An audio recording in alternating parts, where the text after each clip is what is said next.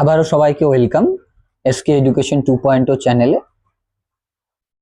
আগের দিন আমরা কিছু এমসিকিউ কোশ্চেন মাধ্যমিকের সলভ করেছিলাম জিওগ্রাফি পেপারের বহির্জাত প্রক্রিয়ার প্রথম যে পার্টগুলো রয়েছে, নদীর ক্ষয় কার্য, সঞ্চয় কার্যের ফলে গঠিত ভূমিরূপগুলো। ঠিক আছে, আজকে আমরা সেই বহির্জাত প্রক্রিয়ার এই দ্বিতীয় পার্টের বড় কোশ্চেন, যেটা খুবই ইম্পর্টেন্ট পরীক্ষার পারপাস থেকে, সেটা হচ্ছে হিমবাহের ক্ষয় কার্যের ফলে গঠিত ভূমিরূপ, সেটা নিয়ে আলোচনা করব। দেখো, কিছুদিন ধরে ভিডিও দিতে পারছি না, কারণ আমাদের এখানে খুব বৃষ্টি হচ্ছে, বৃষ্টির জন্য ভিডিও রেকর্ড করতে খুব সমস্যা হচ্ছে। তো আজকে ভিডিও দুটো আসবে, এটার পর আমি শর্ট কোশ্চেনের একটা ভিডিও দিয়ে দিব হিমবাহের সঞ্চয় কার্য এবং ক্ষয় কার্যের ফলে গঠিত ভূমিরূপের উপরে। ঠিক আছে, দেখো তাহলে শুরু করা যাক আর দেরি না করে। ফার্স্ট আমরা যেটা পড়বো যে হিমবাহের ক্ষয় কার্যের ফলে গঠিত ভূমিরূপের মধ্যে করি, শার্ক, এরিটি ও পিরামিড চূড়া সম্পর্কে। দেখো, করি আমরা বাড়িতে সকলেই চেয়ার দেখেছি, অর্থাৎ এই করি যে ভূমিরূপটা, সেই ভূমিরূপটা অনেকটা চেয়ারের মতন দেখতে। ঠিক আছে, যদি বইয়ের ভাষায় বলি, পার্বত্য গাত্রে হিমবাহ ক্ষয়ের ফলে সৃষ্ট হাতলযুক্ত চেয়ার বা চামচের গর্ত বা অ্যাম্ফিথিয়েটারের মতো ভূমিরূপ হচ্ছে করি। ঠিক আছে, এটা আমরা মনে রাখার জন্য এক কথা এমন ভাবে বলতে পারি যে চেয়ারের মতো দেখতে ভূমিরূপ হচ্ছে করি। আর এই যে দুটা করি যখন পাশাপাশি অবস্থান করবে একের পাশে আরেকটা, তখন সেই দুটা করির মাঝখানে যে একটা উপত্যকার সৃষ্টি হবে বা শৈলশিরার সৃষ্টি হবে বা একটা খাতের সৃষ্টি হবে, সেইটাকে আমরা কি বলবো? এরিটি। এবং এই এরিটি গুলো যখন অনেকগুলি যুক্ত হয়ে যাবে, তখন পিরামিডের ন্যায় ভূমিরূপ গঠন করবে, যেটাকে আমরা পিরামিড চূড়া বলবো। ঠিক আছে, এই যে ছবিতে তোমরা দেখতে পাচ্ছ পিরামিড চূড়া, এবং এই যে দুটা এরিটির মাঝের সংকীর্ণ যে শৈলশিরা, সেই সংকীর্ণ শৈলশিরাকে কি বলা হচ্ছে? সেই সংকীর্ণ শৈলশিরাকে কি বলা হচ্ছে? এরিটি বলা হচ্ছে। দুটি করির মধ্যবর্তী সংকীর্ণ শৈলশিরা হচ্ছে এরিটি। এবং যখন অনেক কয়েকটি এরিটি যুক্ত হয়ে নতুন এক ধরনের ভূমিরূপ সৃষ্টি হচ্ছে, সেটাকে আমরা কি বলবো? পিরামিড চূড়া বলবো। ঠিক আছে, দেখো এবার উৎপত্তি সম্পর্কে আমরা একটু জেনে নিই যে কিভাবে এই ভূমিরূপগুলো সৃষ্টি হচ্ছে। দেখো, পার্বত্য গাত্র দিয়ে হিমবাহ নামার সময়, দেখো মাধ্যাকর্ষণ শক্তি এবং ভূমির ঢালের জন্য কি হয়, যে কোনো বস্তু ওপরের দিক থেকে নিচের দিকে কি হয়, নামতে থাকে। ঠিক সেই রকমই হিমবাহ কি হচ্ছে, যেমন নদী আমরা দেখেছিলাম, নদীর প্রবাহ পথে পার্বত্য অঞ্চল থেকে প্রবাহিত হতে হতে আস্তে আস্তে সমুদ্রে এসে মিশেছে। ঠিক সেই রকমই দেখো, হিমবাহ নামার সময় উৎপাটন এবং অবঘর্ষ প্রক্রিয়ায় ক্ষয় করতে থাকে। উৎপাটন হচ্ছে এমন একটা প্রক্রিয়া, যেই জায়গায় তোমরা এই যে দেখতে পাচ্ছ রসে মতানের ওইখানে ছবি ইতে দেওয়া রয়েছে, উৎপাটন একটা প্রক্রিয়া। সেই জায়গায় কি হচ্ছে, ভূমিরূপ গুলো মানে উগরে উগরে আসছে, সেটা শিলাখণ্ড হতে পারে বা যে কোনো মানে ভূমিরূপ যেই পরিস্থিতিতে রয়েছে হিমবাহের তলদেশে, সেখান থেকে উঠে উঠে আসছে। এটা হচ্ছে উৎপাটন প্রক্রিয়ার মধ্যে পড়ে। ঠিক আছে, এই উৎপাটন এবং অবঘর্ষ প্রক্রিয়ার ক্ষয় করতে থাকে। এই দুটা প্রক্রিয়া হচ্ছে মূলত কার্যকর হয় হিমবাহ ক্ষয় কার্যের ক্ষেত্রে। এবং ক্রমাগত এই ক্ষয়ের কারণে কি হয়, অবনমিত হয় পার্বত্য গাত্র, অর্থাৎ নিচু হয়ে যায়। এবং এই অবনমিত অংশটা দেখতে হাতলযুক্ত ডেক চেয়ার বা চামচের গর্ত বা অ্যাম্ফিথিয়েটারের মতো হয়। ঠিক আছে, অর্থাৎ ছবির মধ্যে তোমরা দেখেই বুঝতে পারছো যে চামচ যেরকম আমাদের কি হয়, মাঝ বরাবর একটু গর্তের মতো থাকে, ঠিক সেই রকমই এই যে উৎপাটন এবং আরেকটা কি প্রক্রিয়া বললাম, অবঘর্ষ প্রক্রিয়া, এই দুটো প্রক্রিয়ার ফলে কি হচ্ছে, সেই জায়গায় একটা খাতের সৃষ্টি হচ্ছে। আর সেই খাতটা অনেকটা দেখতে চামচের মতো বা চেয়ারের মতো। এই ভূমিরূপকে স্কটল্যান্ডে করি, ফ্রান্সে শার্ক বলা হয়।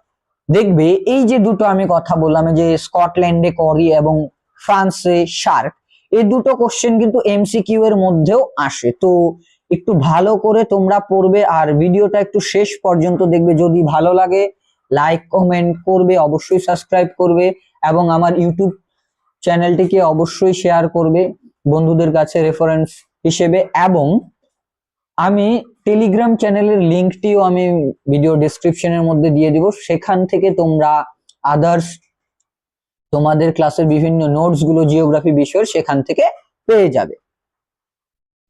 ঠিক আছে, দেখো ছবি দেখলে তোমরা আরো বিস্তারিত বুঝতে পারবে। পরবর্তীতে আমরা আরেকটু নিচের দিকে যাই। দেখো এই যে করির অংশ ক্ষয় যত বাড়ে করি তত বিস্তৃত হতে থাকে। এই যে করি, দেখবে একটা জিনিসের মধ্যে যত ক্ষয় বৃদ্ধি পেতে থাকবে সেটার আকার এবং আয়তন অতটাই বাড়তে থাকবে। ঠিক সেরকমই এখানেও আয়তন কি হচ্ছে, বৃদ্ধি পাচ্ছে বা বিস্তৃত হচ্ছে। এবং পাশাপাশি গঠিত দুটি করির মধ্যবর্তী অংশ বা সংকীর্ণ হয়ে তীক্ষ্ণ শৈলশিরার আকার নেয়। ওই যে আমি আগেই বললাম এরিটি, দুটো পাশাপাশি করির মাঝখানে যে সংকীর্ণ শৈলশিরা সৃষ্টি হচ্ছে সেটাকে বলা হচ্ছে এরিটি।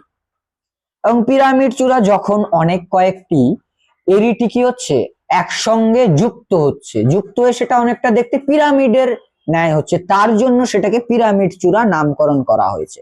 দেখো উদাহরণটা খুব ইম্পর্টেন্ট, উদাহরণটা শুধু তোমাদের বড় কোশ্চেনের জন্য ইম্পর্টেন্ট না, উদাহরণটা তোমাদের শর্ট কোশ্চেন পারপাসেও খুব ইম্পর্টেন্ট। তো উদাহরণটা খুব ভালো করে পড়বে এবং উদাহরণটা অবশ্যই বড় কোশ্চেনে দেওয়ার চেষ্টা করবে সকলে। দেখো এই যে হিমালয়, আল্পস, রকি, এগুলো তোমরা জানো কি, এগুলো সব হচ্ছে নবীন ভঙ্গিল পর্বতের উদাহরণ। ঠিক আছে, এই যে পর্বতগুলো রয়েছে প্রভৃতির মধ্যে করি, এরিটি, পিরামিড চূড়া সবকিছু দেখা যায়। যেমন সুইজারল্যান্ডের ম্যাটারহর্ন পিরামিড চূড়ার প্রকৃষ্ট উদাহরণ, নীলকণ্ঠ পিরামিড চূড়ার উদাহরণ, হিমাচল প্রদেশের চন্দ্রতাল করি এবং করি হ্রদের উদাহরণ। এই কোশ্চেন গুলো শর্ট কোশ্চেনের জন্য আসতে পারে, তো একটু ভালো করে পড়ে নিবে। আর যদি এই যে আমি আজকের এই পার্টটা আমি বুঝিয়ে দিচ্ছি, এই পার্টটা যদি তোমরা ভালো করে বুঝতে পারো তাহলে দেখবে পরবর্তীতে আমি যে এমসিকিউ এর পার্টটা দেব সেই পার্টটা আমি কোশ্চেন অ্যান্সার দেওয়ার আগেই তোমরা সেটার অ্যান্সার বের করে নিতে পারবে। এবং সেটা অবশ্যই আমার টেলিগ্রাম চ্যানেলে পিডিএফ আকারে দেওয়া থাকবে, কেউ যদি প্র্যাকটিস হিসেবে ইউজ করতে চাও ইউজ করতে পারো। দেখো নেক্সট আমরা যেটা দেখবো সেটা হচ্ছে ঝুলন্ত উপত্যকা। নাম শুনেই বুঝতে পারছো যে উপত্যকা এমন একটা ঝুলে থাকে, যেটা ঝুলে থাকে। ঠিক আছে, কিন্তু দেখো উচ্চ পার্বত্য অংশে প্রধানত হিমবাহ উপত্যকার ওপর বা উপহিমবাহ উপত্যকা অবস্থান করলে তা ঝুলন্ত উপত্যকা বলা হয়।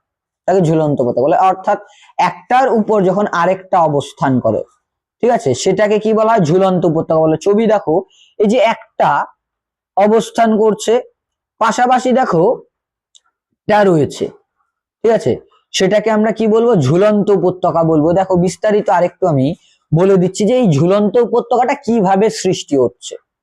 ঠিক আছে, প্রধানত নদীতে যেমন উপনদী মিলিত হয়, আমরা বিভিন্ন উপনদী শাখা নদীর কথা পড়েছি, ঠিক তেমনি উচ্চ পার্বত্য প্রবাহে প্রধান হিমবাহের সঙ্গে অপেক্ষাকৃত ক্ষুদ্র উপহিমবাহ আড়াআড়ি ভাবে মিলিত হয়। অর্থাৎ নদীর ক্ষেত্রে যেমন উপনদী মিলিত হচ্ছে, ঠিক সেই রকমই হিমবাহের ক্ষেত্রে আমরা দেখতে পাচ্ছি কি পার্বত্য অঞ্চলে কি হচ্ছে, আরো সেই বৃহদায়তন হিমবাহের সাথে ছোট ছোট উপহিমবাহ এসেও আড়াআড়ি ভাবে মিলিত হচ্ছে। এই অধিক ক্ষয়কার্যের প্রধান বা এই অধিক ক্ষয়কার্যের প্রধান হিমবাহ দ্বারা সৃষ্ট উপত্যকা অপ্রধান বা উপহিমবাহের উপত্যকা অপেক্ষা অধিক গভীর হয়। দেখো একটা ছোট আয়তনের নদী বা উপনদী যে পরিমাণ ক্ষয় করবে বা যেই রকম উপত্যকা সৃষ্টি করবে, তার থেকে অবশ্যই একটা বৃহদায়তন নদী বেশি সৃষ্টি করবে বা একটা আদর্শ নদী উপত্যকাটা বেশি সৃষ্টি করবে। ঠিক সেই রকমই হিমবাহের ক্ষেত্রেও যদি আমরা দেখি, একটা উপহিমবাহ যেরকম উপত্যকার সৃষ্টি করবে তার থেকে অবশ্যই বৃহদায়তন উপত্যকার সৃষ্টি করবে প্রধান যে হিমবাহ রয়েছে সেটা। ঠিক আছে, গভীর এবং বিস্তৃত এবং প্রধান হিমবাহের উপত্যকাটি নিচে এবং অপ্রধান হিমবাহ উপত্যকাটি উচ্চে অবস্থান করে। প্রধান যেটা সেটা অবশ্যই নিচে অবস্থান করছে এবং যেটা অপ্রধান রয়েছে সেটা উপরে অবস্থান করছে। এরূপ অবক্ষয়ের মনে হয় উপহিমবাহ উপত্যকাটি যেন প্রধান হিমবাহ উপত্যকার ওপরেই অবস্থান করছে বা ঝুলে রয়েছে, তার জন্যই এই উপত্যকার নামকরণ করা হয়েছে ঝুলন্ত উপত্যকা। তোমরা ছবি দেখলে বুঝতে পারবে। উদাহরণটাও খুব ইম্পর্টেন্ট, উদাহরণটাও তোমরা একটু পড়ে নিবে। ঠিক আছে, দেখো বদ্রীনাথের নিকট ঋষিগঙ্গা ঝুলন্ত উপত্যকার উদাহরণ। বদ্রীনাথের নিকট ঋষিগঙ্গা, এটা এমসিকিউ কোশ্চেনের মধ্যেও আসে, শর্ট কোশ্চেনের জন্য আসে। ঠিক আছে, শুদ্ধ অশুদ্ধর মধ্যেও এই কোশ্চেনটা আসে, তো একটু ভালো করে পড়বে। দেন দেখো আমরা রসে মতানে সম্পর্কে একটু জানবো। ঠিক আছে, রসে মতানে কি? দেখো ওই জায়গায় প্রধানত তিনটি ভূমিরূপ নিয়ে আমি বেশি জোর দিচ্ছি এবং চারটা ভূমিরূপ আমি আলোচনা করে দিব এখানে, কিন্তু তিনটি ভূমিরূপ লেখে যদি তোমরা ছবি উদাহরণ সহ লিখতে পারো আশা করি ফুল মার্কস পাওয়া যাবে। দেখো রসে মতানে বলতে কি বোঝো আমরা, সেটা এখান থেকে 2 মার্কসের জন্য হয়ে যাচ্ছে। ঠিক আছে, দেখো পার্বত্য অংশে হিমবাহ ক্ষয়কার্যে অনুচ্চ টিলা বা টিবির মতো ভূমি, যার একদিকে মসৃণ এবং অপর দিক অমসৃণ, তা হলো রসে মতানে। দেখো একদিক মসৃণ হচ্ছে, অপর দিক অমসৃণ হচ্ছে। দেখো এইখানে অপর দিক অমসৃণ হওয়ার পেছনে মূল কারণ হচ্ছে এই যে উৎপাটন যে প্রক্রিয়া, সেই উৎপাটন প্রক্রিয়ায় মসৃণ অংশের ঠিক বিপরীত অংশে কি হচ্ছে, শিলাখণ্ড প্রস্তর খণ্ড কি হচ্ছে, উগরে উগরে যাচ্ছে। তোমরা ছবি দেখলে সেটা বুঝতে পারবে। দেখো বিস্তারিত যদি আরো উৎপত্তি সম্পর্কে আলোচনা করি, তাহলে এখানে বলা হয়েছে যে হিমবাহ প্রবাহ পথে কোনো যদি উচ্চ টিলা বা পাথর বা প্রস্তর খণ্ড বিশাল আয়তনের যদি পড়ে, ঠিক আছে, তাহলে সেই টিলার যে অগ্রভাগ সেটা কি হবে, প্রতিবাদ অংশ ক্রমশ অবঘর্ষ প্রক্রিয়া, প্রতিবাদ অংশ বা সামনের দিকের যে অংশটা রয়েছে সেটা অবঘর্ষ প্রক্রিয়ার ফলে কি হয়ে যাবে, অপেক্ষাকৃত মসৃণ হয়ে যাবে। কিন্তু তার যে বিপরীত অংশ রয়েছে সেই বিপরীত অংশ ততটা মসৃণ হবে না। সেই জায়গায় উৎপাটন শক্তি বেশি কার্যকর হওয়ায় সেই জায়গায় শিলাখণ্ড বা সেই প্রস্তর চাইখণ্ড থেকে বড় বড় করে টুকরো টুকরো করে সেটা কি হয়ে যাবে, উগরে উগরে উঠবে। ঠিক আছে, যেটা উৎপাটন প্রক্রিয়ায় অমসৃণ খাঁজ কাটা বা এবড়ো খেবড়ো আকার ধারণ করে। আর এই প্রকার ভূমিরূপকেই বলা হয় কি, রসে মতানে। এক কথায় যদি আমরা বলতে চাই যে যখন কোনো হিমবাহ প্রবাহ পথে কোনো বৃহৎ আয়তন প্রস্তরখণ্ড বা শিলাখণ্ড বা কোনো বাধার সম্মুখীন হয়, তখন সেটার যে অগ্রভাগ সেখানে কি হচ্ছে, অবঘর্ষ প্রক্রিয়ায় ক্ষয় কার্য হচ্ছে এবং সেই জায়গাটা অপেক্ষাকৃত মসৃণ হয়ে যাচ্ছে এবং তার ঠিক বিপরীত দিকের অংশটা এবড়ো খেবড়ো থেকে যাচ্ছে। কেন? উৎপাটন প্রক্রিয়া সেই জায়গা থেকে কি হচ্ছে, উৎপাটন প্রক্রিয়া সেই জায়গা থেকে প্রস্তরখণ্ড উগরে উগরে যাচ্ছে বা ফেটে ফেটে যাচ্ছে, তার জন্য যে রূপ বা যেই প্রকার ভূমিরূপ সৃষ্টি হচ্ছে সেটাকে বলা হয় রসে মতানে। উদাহরণটা খুব ইম্পর্টেন্ট, দেখো জম্মু কাশ্মীরের ঝিলাম উপনদী লিডার নদী উপত্যকা রসে মতানা দেখা যায়। ঠিক আছে, নেক্সট লাস্ট আমরা পয়েন্টে চলে যাচ্ছি, ক্র্যাগ বা টেল।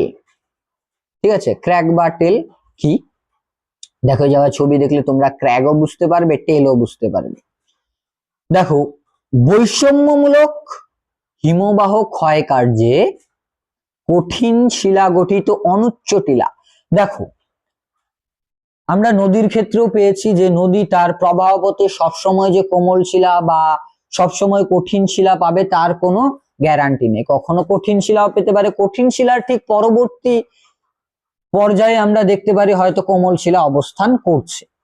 ঠিক সেই রকমই এই যে হিমবাহ তার ক্ষয় কার্যে কঠিন শিলা গঠিত অনুচ্চ টিলা হলো ক্র্যাক। কঠিন শিলা দ্বারা যে অনুচ্চ টিলাগুলো গঠিত হচ্ছে সেটাকে বলা হচ্ছে ক্র্যাক, এবং এর পশ্চাতে মিন্স পেছনে অপেক্ষাকৃত নরম শিলা গঠিত প্রলম্বিত অংশটি হচ্ছে টেল।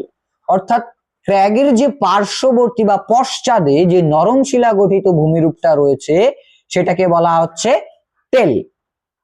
দেখো যারা ছবি দেখলেই বুঝতে পারবে যে ক্র্যাগ এবং টেল। এবং এটার উৎপত্তি সম্পর্কে আরেকটু বিস্তারিত আমি বলে দিই। তোমরা যদি মনে করো যে উৎপত্তিটা দিতে পারো খুব ভালো হয়, না দিলে তোমরা উদাহরণ এবং কাকে বলে যেটা সংজ্ঞা রয়েছে সেটা দিলেও হবে, কিন্তু ছবি মাস্ট দিতে হবে। যাদের মনে হয় যে না আমরা একটু ভালো করে লিখবো তারা উৎপত্তি পয়েন্ট করেও লিখবে।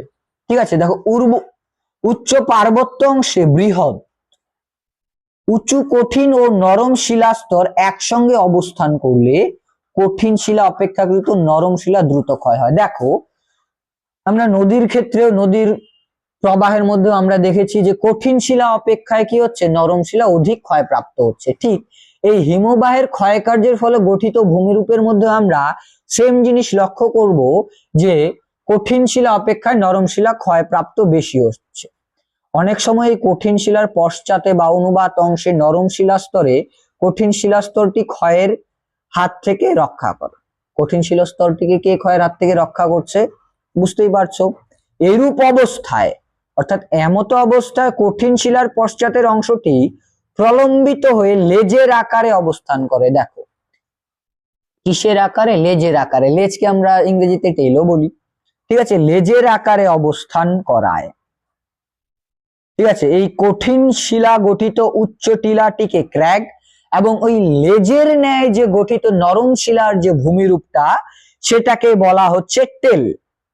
ঠিক আছে, এটার উদাহরণটা তোমরা একটু পড়ে নিবে। যদি কারো উদাহরণ জানতে ইচ্ছে হয় যে এটার উদাহরণটা কি কি হবে অবশ্যই কমেন্ট করবে, আমি অবশ্যই জানিয়ে দেব যে টেল এবং ক্র্যাগের উদাহরণ কি হবে। ঠিক আছে, ভিডিওটা সম্পূর্ণ দেখার জন্য ধন্যবাদ।